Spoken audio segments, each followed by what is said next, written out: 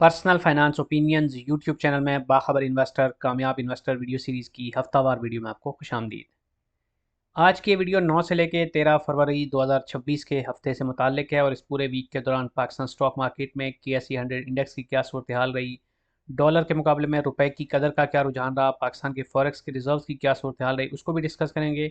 लेकिन उससे पहले जो इंपॉर्टेंट अनाउंसमेंट्स हैं कुछ कंपनीज़ की तरफ से जो पब्लिकली अनाउंस की जाती हैं उनके ऊपर भी एक नज़र डालेंगे, क्योंकि एज एन इन्वेस्टर आप जितना ज़्यादा अपने आप को वेल इन्फॉर्म्ड रखेंगे, वेल अवेयर रखेंगे मार्केट के हवाले से, इकानमी के हवाले से, तो उतना ही बेहतर तरीके से आप अपने इन्वेस्टमेंट के डिसीजंस ले सकते हैं। याद रहे कि इस वीडियो में या इस चैनल पे जितनी भी इन्फॉर्मेशन आपके साथ शेयर की जाती है ये सिर्फ इन्फॉर्मेशनल और एजुकेशनल पर्पस के लिए है। इसमें कोई फाइनेंशियल एडवाइस या बाय और सेल कॉल नहीं है। सबसे पहले हम वीकली न्यूज़ अपडेट्स को देख लेते हैं और इसमें जो पहली अनाउंसमेंट है वो वाफ़ी एनर्जी पाकिस्तान लिमिटेड की तरफ से है, फॉर्मली जो शेल पाकिस्तान कहलाता था। और इनकी जो ये अनाउंसमेंट है ये जो जोग्राफिकल एक्सपेंशन या डाइवर्सिफिकेशन है उसके हवाले से बड़ी इंपॉर्टेंट है।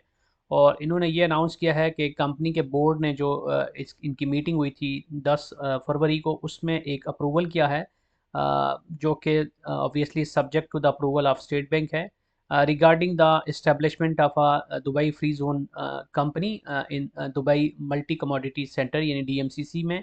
और ये उनकी एक होली ऑन्ड सब्सिडरी होगी और इसका मकसद ये है कि ये जो कंपनी का बिजनेस है उसको ग्लोबली एक्सपेंड कर सकें और जो कमर्शियल एक्टिविटीज़ हैं उनको आउट ऑफ पाकिस्तान भी यूजिंग दिस सब्सिडरी कर सकें। तो ये एक बहुत ज़बरदस्त डिसीजन है इनका। और जब इसका अप्रूवल वगैरह हो जाएगा, सारा जो भी इसका प्रोसेस है वो कंप्लीट हो जाएगा, तो उसके बाद कंपनी को इस फ्री जोन कंपनी के ज़रिए, सब्सिडरी के ज़रिए मज़ीद एक्सपेंशन और जो मार्केट्स हैं उनमें पेनिट्रेट करने का मौका मिलेगा।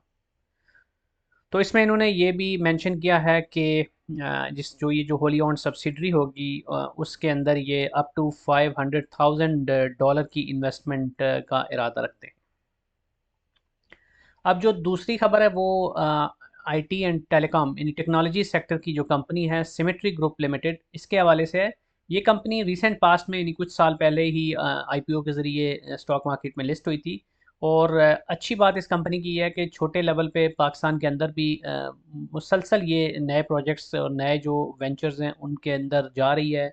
और पाकिस्तान के अंदर जितनी भी बड़ी बड़ी कंपनीज़ हैं उनके साथ भी ये वक्तन फ़वक्तन अपने प्रोजेक्ट्स के हवाले से अनाउंसमेंट जारी करती रहती है, विच मीन्स कि एक फॉरवर्ड लुकिंग कंपनी है और अपने बिजनेस को बहुत सीरियस तरीके से और एग्रेसिव तरीके से एक्सपेंड कर रही है। तो अब कुछ जोग्राफिकल एक्सपेंशन या ग्लोबल एक्सपोजर के हवाले से भी अच्छी खबरें इसकी आना शुरू हो गई हैं। और दो अनाउंसमेंट हैं जिनका हम जिक्र करेंगे। और पहली जो अनाउंसमेंट है इस कंपनी की तरफ से वो है कि इनके बोर्ड ने अप्रूवल दिया है for an aggregate investment of up to 1250 million rupees. तो उनका जो प्लान है उसके हवाले से डिटेल्स उन्होंने दिए कि the approve plan is aligned with the companies digital media and technology ecosystem. The plan includes acquisition of a US based technology firm and a strategic investment in a local AI and data driven digital company. तो AI और जो इससे allied technologies हैं वही इस वक्त एक growing trend नज़र आ रहा है और वही एक फ्यूचर पर्सपेक्टिव से भी एक ल्यूक्रेटिव ऑप्शन नज़र आ रहा है। तो उसी सिलसिले में मेजॉरिटी टेक्नोलॉजी कंपनीज जो होती हैं वो डेटा साइंस, AI और साइबर सिक्योरिटी और इससे रिलेटेड जो दीगर कटिंग एज टेक्नोलॉजीज़ हैं उस हवाले से अपने बिजनेसेस को एक्सपेंड कर रही हैं। तो अब ये कंपनी भी इसको एक स्ट्रेटेजिक इन्वेस्टमेंट कहेंगे जो कि AI और डेटा ड्रिवन डिजिटल डोमेन में कर रही है। तो इन्होंने फर्दर मेंशन किया है that funds will also be diploid towards scaling operational capacity, supporting execution of recently स्क्योर्ड long term engagements, strengthening technology infrastructure and fulfilling working capital requirements aimed at enhanced profitability। अब इससे related ही second जो इन्होंने announcement जारी की है वो भी बड़ी इंपॉर्टेंट है, जिसमें फर्दर डिटेल्स हैं कि in continuation of the company's earlier announcement regarding approval of its investment plan, Symmetry Group Limited hereby inform that it has executed a share purchase agreement. और ये जो शेयर परचेज एग्रीमेंट है वो है for the acquisition.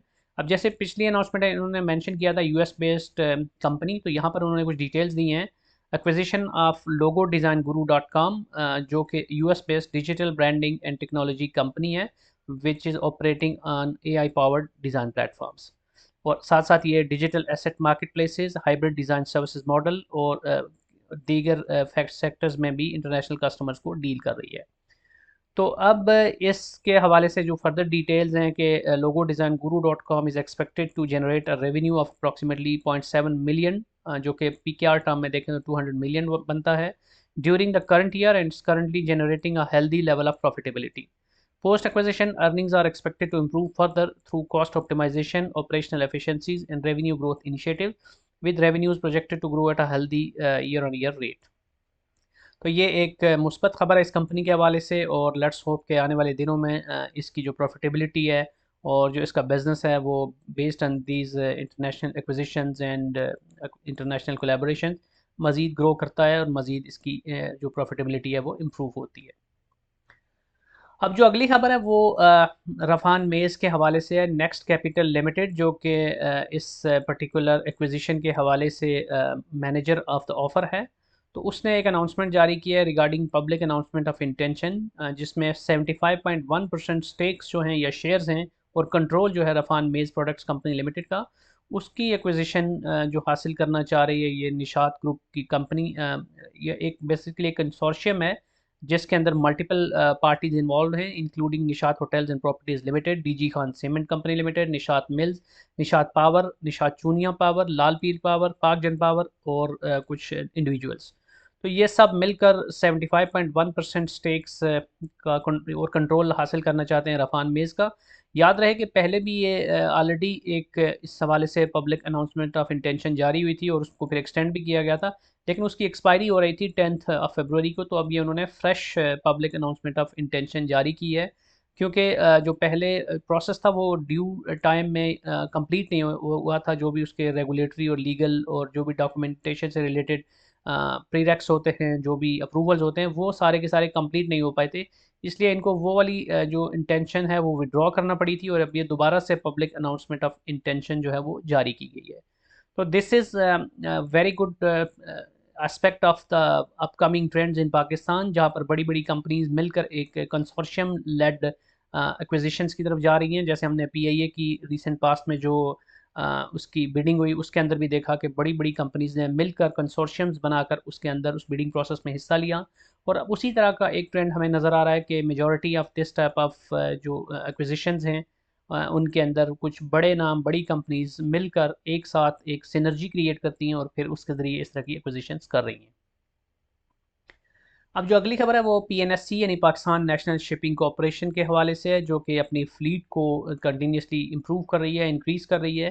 तो एक इन्होंने इस हवाले से अनाउंसमेंट जारी की थी 22 अक्टूबर 2025 में. तो अब उसी के हवाले से है कि उसमें जो इन्होंने अपनी एक सब्सिडरी जो है कोयटा शिपिंग प्राइवेट लिमिटेड, उसके हवाले से बताया था कि ये MR2 टैंकर वेसल जो है वो उसके अंदर ऐड कर रहे हैं अपनी फ़्लीट को इन्हेंस करने के लिए. तो अब उसके हवाले से ख़बर ये है कि ये सारा प्रोसेस कंप्लीट हो गया है and this vessel has been successfully inducted into PNSC manage fleet as detailed below. तो इसकी जो टन्स में अगर हम बात करें तो 50,000 टन्स की ये एक नई वेसल ऐड की गई है यूजिंग दिस सब्सिडरी. तो this is a good step and a strategic move, और कंपनी अपने जो भी इसका फ्लीट है उसको कंटिन्यूसली इंक्रीज़ कर रही है. रिसेंट पास्ट में एक और अनाउंसमेंट भी इस हवाले से इन्होंने जारी की थी, उसका जिक्र भी मैंने प्रीवियस जो बाखबर इन्वेस्टर कामयाब इन्वेस्टर वीडियोस सीरीज़ की वीडियोस हैं उसमें किया था. तो कंपनी इज़ फॉरवर्ड लुकिंग और अपनी जो कोर डोमेन है उसके अंदर अपने बिजनेस के अंदर मुसलसल एक्सपेंशन और जो ग्रोथ की जो जो इसको ज़रूरत पड़ती है या जो अपॉर्चुनिटी नज़र आती है उसको राइटली फुलफ़िल कर रही है. अब कुछ मिसलेनियस खबरें देख लेते हैं, जिसमें जो पहली खबर है वो गनी डेयरीज लिमिटेड के आईपीओ के हवाले से है. जब इसका पहले बुक बिल्डिंग का प्रोसेस हुआ था तो उसमें भी एक ज़बरदस्त एक इंटरेस्ट देखने को मिला था इन्वेस्टर्स की तरफ से, और वो 3.1 टाइम्स ओवर सब्सक्राइब हुआ था. और जो फ्लोर प्राइस थी 24, उसके बजाय स्ट्राइक प्राइस 33 को इसने हिट किया था. उसके बाद अब जो पब्लिक सब्सक्रिप्शन हुई है उसमें भी 1.6x ओवर सब्सक्रिप्शन हुई है. अगेन दिस शोज़ के रिटेल साइड से भी इसको बहुत अच्छी पजराई मिली है. और इसके और इसने इसमें जो ओवरऑल अगर हम देखें इंटरेस्ट कितना रहा, वो 43.45 मिलियन शेयर्स का इंटरेस्ट शो किया गया है रिटेल इन्वेस्टर्स की तरफ से या जनरल पब्लिक की तरफ से, जबकि जो इशू साइज़ है वो था 26.05 मिलियन शेयर्स. तो ऑब्वियसली इस ओवर सब्सक्रिप्शन की वजह से अब कितने शेयर्स मिलते हैं जो जो जिन्होंने अप्लाई किया उनमें, तो प्रो रेटा बेसिस पे और depending on the other methodologies जो भी ये डिसाइड करते हैं उसकी बेसिस पे शेयर्स अलोकेट की जाएंगे. इन जनरल बात की जाए तो this is a good sign. अब रिसेंट पास्ट में जब पाक कतर तकाफुल और उसका जनरल और फैमिली तकाफुल है उसका भी हमने देखा कि जो आईपीओस थे उसमें भी बहुत ज़बरदस्त एक इंटरेस्ट शो किया गया था। और अब वैसे भी बहुत सारे और जो आईपीओस हैं उसके हवाले से भी आगे चल के इसमें भी हम बात करेंगे। और इन जनरल भी अगर हम बात करें तो काफ़ी सारे छोटे और मीडियम लेवल के आईपीओ जो हैं वो इन पाइपलाइन भी हैं और कुछ हो भी रहे हैं। तो दिस शोज़ के कैपिटल मार्केट के अंदर वैसे भी बहुत ज़्यादा पोटेंशियल मौजूद है। और कंपनीज़ को भी फंड्स रेज़ करने होते हैं तो उनकी भी ज़रूरत पूरी हो रही है और मार्केट के अंदर इसकी वजह से कैपिटलाइजेशन भी बढ़ रही है और जो इन्वेस्टर्स हैं उनको भी नई अपॉर्चुनिटीज़ मिल रही हैं। तो this is a win win situation for each and everyone whoever is directly और indirectly associated with the stock market and its associated investment journey। अब इसी से रिलेटेड जो दूसरी खबर है वो है सितारा पेट्रोलियम सर्विसेज, जो कि एक कंपनी है रिगार्डिंग पेट्रोलियम और इसके मुख्तलिफ पेट्रोलियम प्रोडक्ट्स की ट्रांसपोर्ट के हवाले से और फ्यूलिंग के हवाले से, यानी कि पेट्रोल पंप्स भी हैं इसके, और जो कि 2012 में कायम हुई थी। तो अब ये जा रही है फॉर एन आईपीओ और hopefully it will be in the next month. और इसका पर्पज़ है कि ये 3.2 बिलियन रेज करना चाहती है to to have to have the capital for the expansion. तो ये अपने एक्सपेंशन के हवाले से इसको पैसा चाहिए तो उसको यहाँ से रेज़ करने का इरादा रखती है। और इसकी ख़ास बात यह है कि अकॉर्डिंग टू द ब्लूमबर्ग ये पिछले 4 सालों में पाकिस्तान का सेकंड लार्जेस्ट आईपीओ हो सकता है, लिस्टिंग हो सकती है, डिपेंडिंग ऑन द नंबर्स जो कि ब्लूमबर्ग ने जारी किए हैं। तो this is another very good sign के मार्केट के अंदर मुख्तलिफ सेक्टर्स के अंदर नई कंपनीज आ रही हैं। और अब इस खास बात इस सितारा पेट्रोलियम की ये है कि it has a strategic affiliation with gas and oil GO Pakistan, जो कि बैक्ड बाय सऊदी अरामको है। तो अब ये वॉल्यूम के लिहाज से भी बात करें तो second largest fuel retailer by volume है। तो अरामको की वैसे भी एक अच्छी रेपुटेशन है और any company which is directly और इनडायरेक्टली हैविंग एनी रिलेशनशिप और एसोसिएशन विद अरामको, तो उसको पाकिस्तान में अच्छी पजराई मिलती है। और वी आर होपिंग कि ये आईपीओ जो होगा ये एक बहुत पॉजिटिव रिजल्ट्स लाएगा और इसमें जो इन्वेस्टर्स का रिटेल एज वेल एज जो हाई नेटवर्क हैं इंडिविजुअल्स या बड़ी कंपनीज़ हैं, बुक बिल्डिंग प्रोसेस और फिर सब्सिक्वेंटली जो रिटेल इन्वेस्टर्स की सब्सक्रिप्शन का प्रोसेस होता है उसमें एक ज़बरदस्त इसमें इंटरेस्ट देखने को मिलेगा। अगली जो खबर है वो भी पॉजिटिव है। जो पामा एक Pakistan association Pakistan automotive manufacture association है, वो अपना डेटा जारी करती रहती है।